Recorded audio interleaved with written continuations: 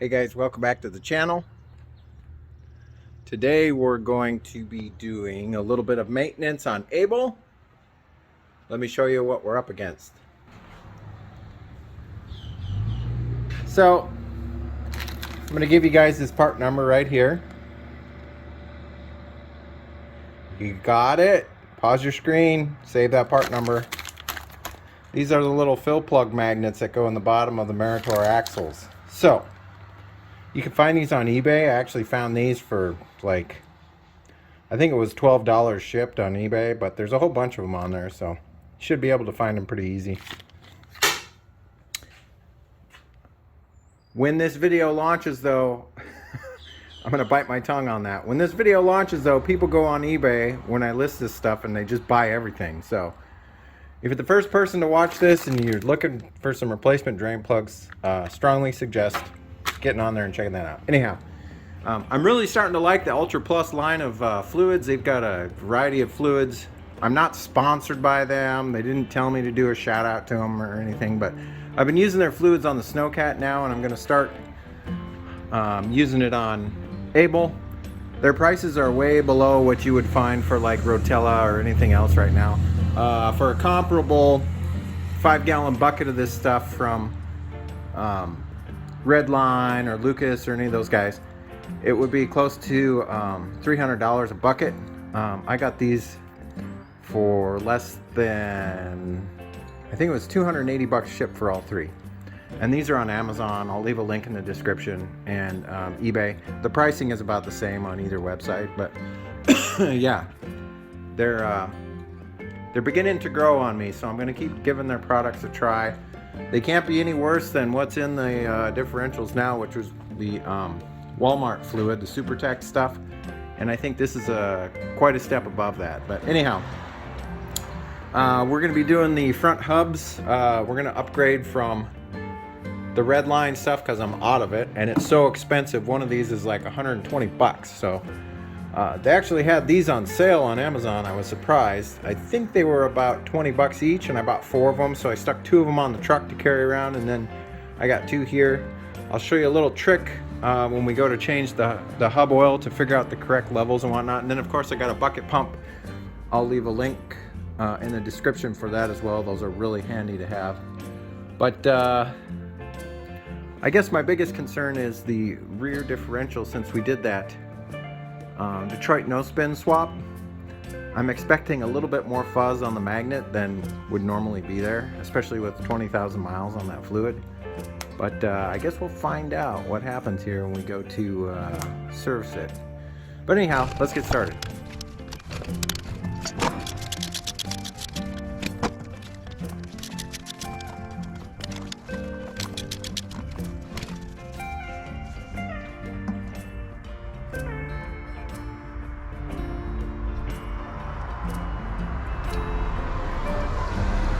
Well, that's going to take a while to drain, so let's go inspect the magnet.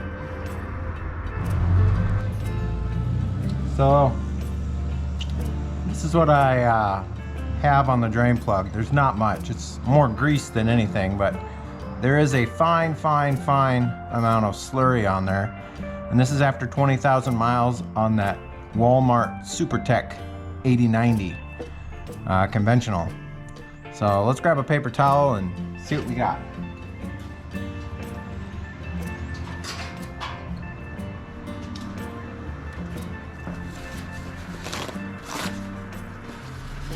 To me, this seems surprisingly below normal for a big truck like this, but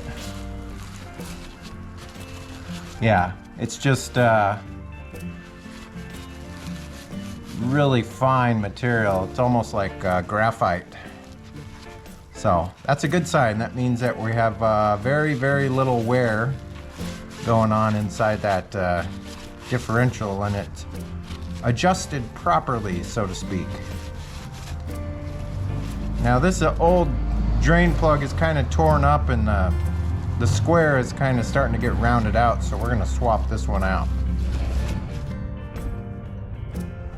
These upper drain plugs aren't so bad, so we're going to leave those alone. However, we got to get them out regardless.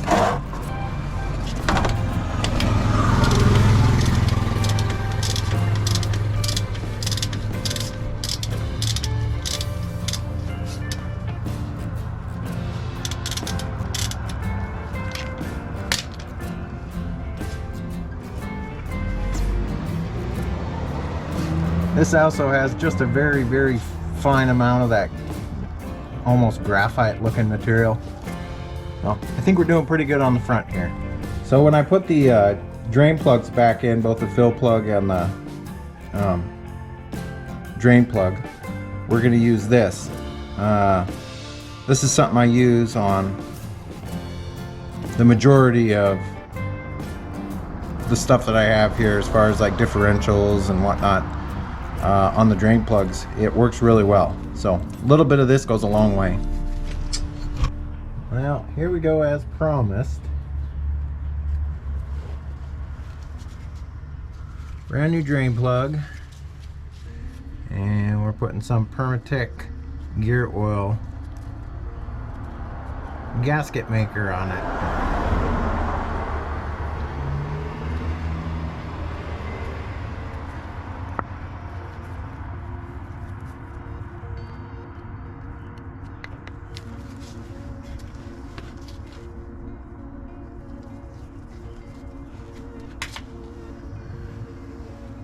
Here comes the fun part.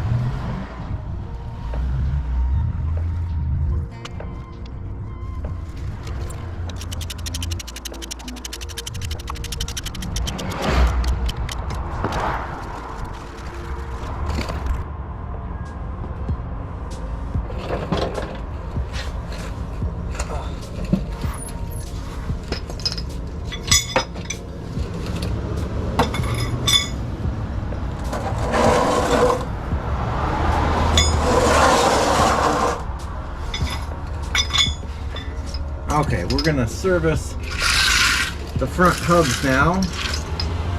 And I just recently did this on the trip to California, but I want to do it one more time here.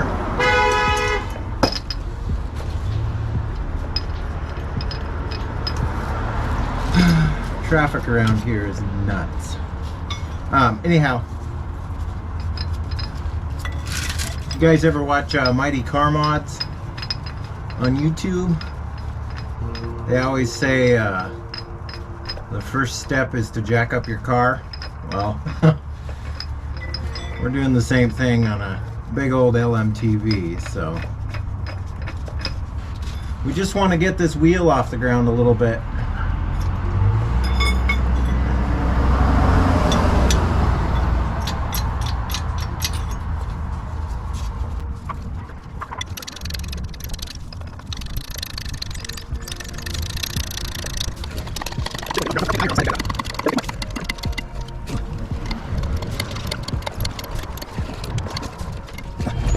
Alright guys, here's a little trick I like to do. If you want to check your levels inside your hub, apologize for the it's starting to rain out, so anyhow, go to Walmart and get these. They're 97 cents. We're going to drain the hub and look for 12 ounces or better. That means that all of your fluid is being retained in there. Although mine has a slight leak, so it's not going to surprise me if it's below 12 ounces. Plus it's really cold out, so it takes a while to drain all that fluid out. You want to get the drain plug to a point where you can access it, which is sometimes easier said than done. These tires, they don't like to turn very much.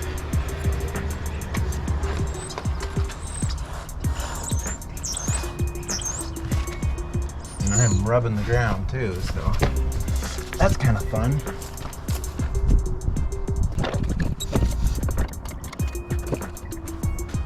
Jacked them up another 1/2 inch.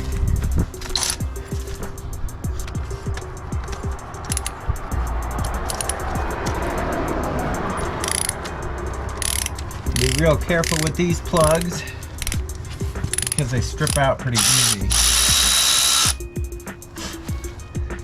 This one's clean as a whistle. No wear whatsoever.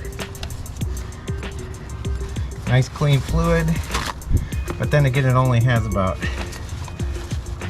500 miles on it. But we're gonna dump it anyway and put a higher grade or a thicker Lucas oil in it.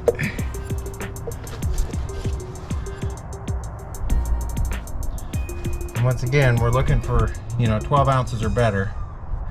Although I think mine levels itself off at about 8 ounces. I don't know why. It'll leak till that point and then it'll stop.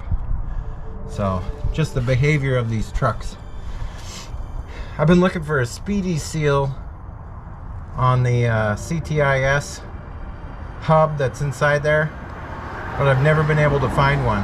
And a lot of times these trucks sit for so long that the hubs get pitted, which is why you have an oil leak. And sometimes it goes back into the CTIS system, and then it gets spit out by the dump valves when you air down your tires. So it's best to put a really thick fluid back in there to alleviate some of that problem.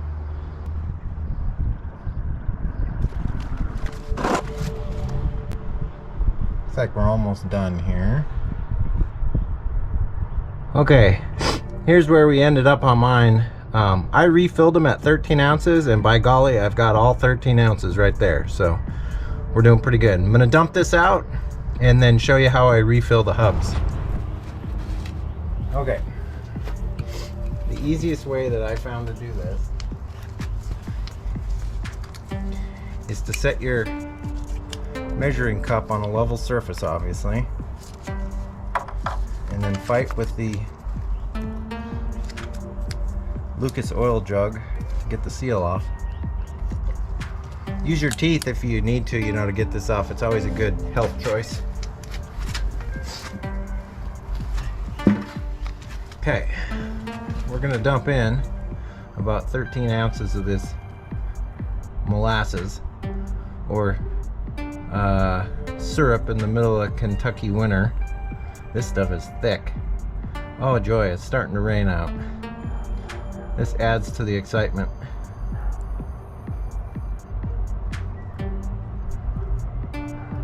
Come on. Man, this stuff is thick.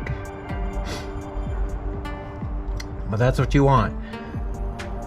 You want a good thick shockproof oil in those hubs. Okay, right about there. Now the reason I put 13 ounces in there is because you're gonna have some that sticks in the cup and it's not gonna wanna go anywhere, so. And this is the best way I've found to fill these things. Just jam a funnel in there, keep it vertical, and just dump all this stuff in.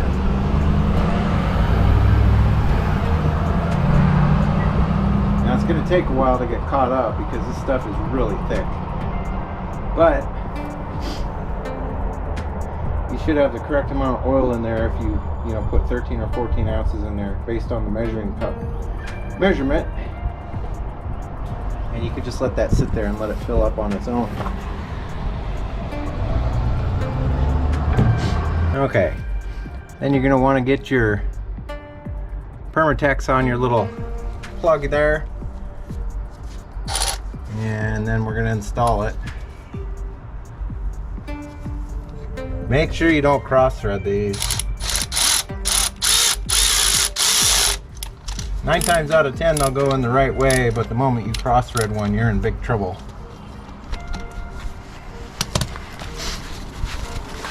And then just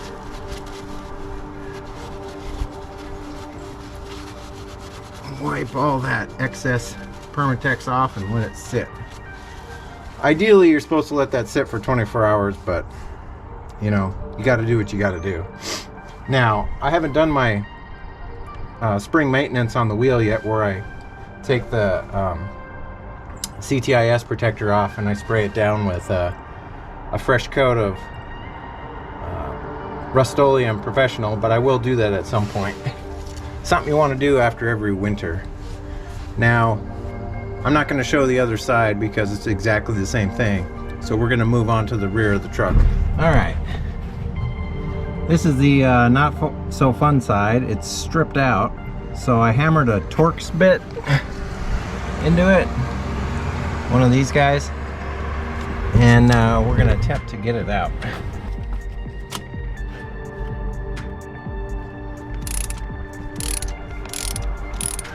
Well, we got lucky on that one.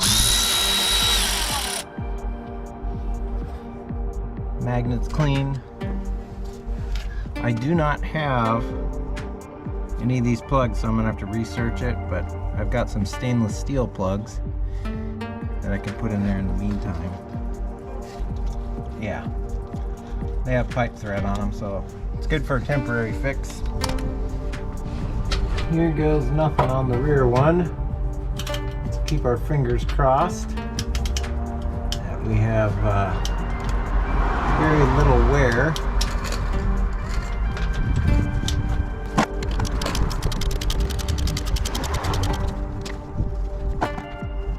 Oh boy. Lots of fuzzy wuzzies on this one. That's not good.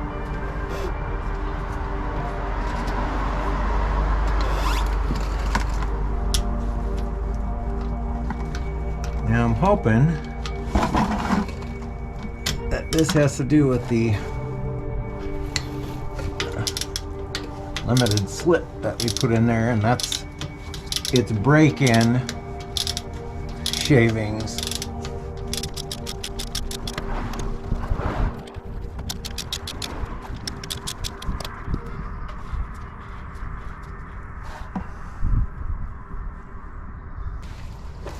The fluid's nice and clean, which is good. Let's go check out these drain plugs. So I definitely want to know what you guys think in the comments section. This is after 20,000 miles.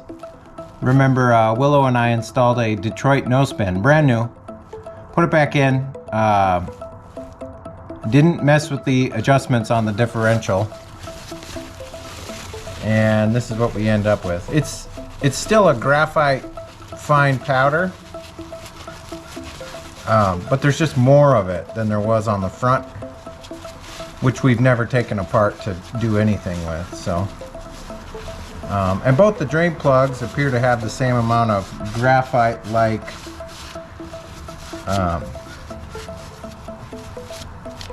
shavings on them. I'm not getting any abnormal noise from the rear diff. So I don't know. I've never put in a, believe it or not, I've never put in a Detroit no spin on any vehicle in my life. No limited slip differential. I've never taken a differential apart aside from the one on the Snowcat. So this is all kind of new to me. There's no big chunks on it. If there was some big chunks on it, I'd definitely be concerned. But let me know what you guys think down in the comment section. Do you think it's okay to have some initial shavings on there when you put a Detroit no spin on there? Obviously, if you know how those work, they have an interlocking tooth mechanism on there that either locks in or it's unlocked. And so I'm guessing that initially when it locks and unlocks, locks and unlocks, locks and unlocks, it's going to round those corners off a little bit, and you're going to get some fine shavings like that. So I guess it's just something to keep an eye on. And like I said, I've never installed a Detroit no spin before. So thoughts, comments, concerns? I want to know what you think down in the comment section.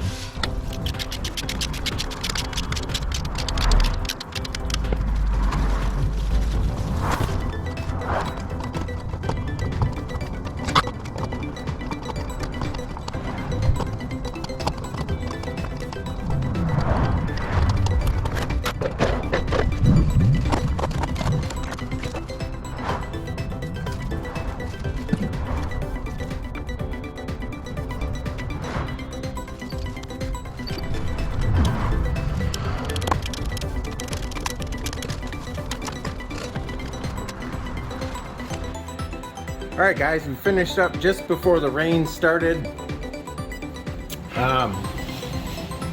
If you want to know what type of Torx bit it was that will get those plugs out if you hammer them in, it's a T55. I am going to leave links down in the description for pretty much everything we used today in this video. Hopefully it helps you guys out. What was I going to say? Oh, I only ended up using about 7.5 gallons of the 8090. If that gives you any idea of how much you're going to need. I'm pretty sure it was 7.5 to 8 gallons. So I still have a full bucket there, and this one's about half full, or just a little under half full.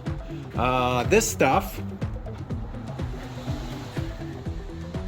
I'm gonna say if you put 14 ounces in each side, you're gonna use the whole bottle. There's just a little bit left in the bottom of this. Not even worth keeping the container, but yeah, so on the hubs, the front hubs, if you use half and half, if you divide this in two and dump it in your hubs, you should be good to go. Other than that, I think that's probably gonna be it for this episode, guys. If you like this episode, give me a thumbs up. If you're not subscribed yet, we'd love to have you as a subscriber. If you don't want to stay tuned, we got a little doodad thing coming up here for our utility trailer right there. Short little episode coming up on that. And then we have a upcoming trip beginning of May that you're probably going to want to stay tuned for. But other than that, I hope you guys are staying safe, taking care of each other, and always, I will catch you next time. See you later. Bye-bye.